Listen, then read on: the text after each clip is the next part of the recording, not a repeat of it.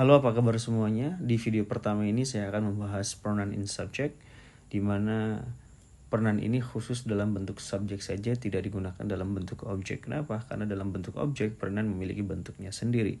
Secara umum, pronoun dalam bentuk subjek ada 7. He, she, it, I, you, they, dan we.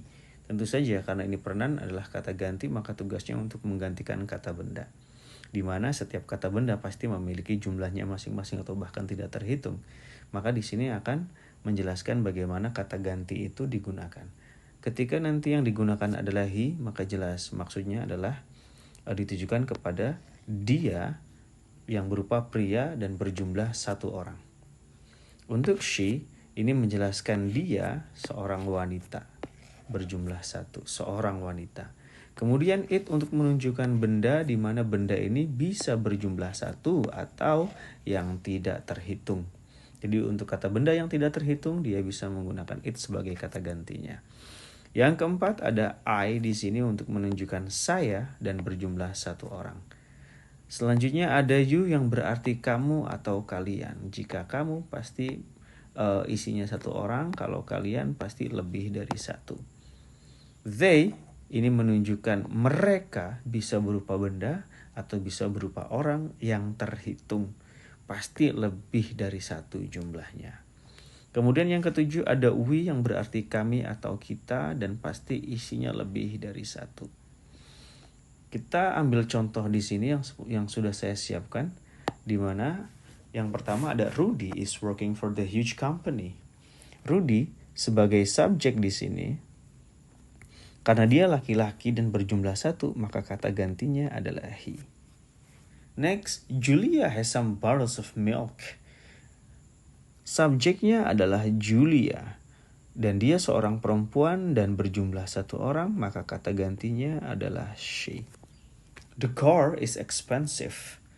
Ini menjadi subjeknya dan yang menjadi subjek adalah benda. The car yang berjumlah 1, maka kata gantinya adalah it. The water is clean. The water di sini sebagai subjek dalam kalimatnya dan dia adalah benda yang tidak terhitung. Maka kata ganti untuk the water adalah it. Selanjutnya I have sent you a message. Jelas ya, di sini ada I yang berupa pronoun dalam bentuk subjeknya. Berarti jelas di sini subjeknya adalah I karena nggak mungkin I menjadi objek. Selanjutnya ada you were sleeping last night. You di sini menjadi subjek karena you di sini ada di awal. Ya, tidak mungkin dia menjadi objek. Kemudian Rudy and Julia are classmates. Di mana di sini memiliki 2 subjek pada kalimatnya. Yang pertama adalah Rudy, laki-laki yang berjumlah 1, maka kata gantinya adalah he. Kemudian yang kedua adalah Julia. Julia ini adalah seorang perempuan yang berjumlah 1, maka kata gantinya adalah she. Karena di sini memiliki 2 subjek, ya, memiliki pernahnya masing-masing, maka di sini harus digabungkan. He dan she ketika digabungkan menjadi they. Maka subjek yang tepat, kata ganti untuk subjek yang tepat pada kalimat ini adalah they. Selanjutnya Rudy, Julia, and you. Di sini ada unsur you pada subjeknya. Rudy kata gantinya adalah he karena laki-laki berjumlah 1.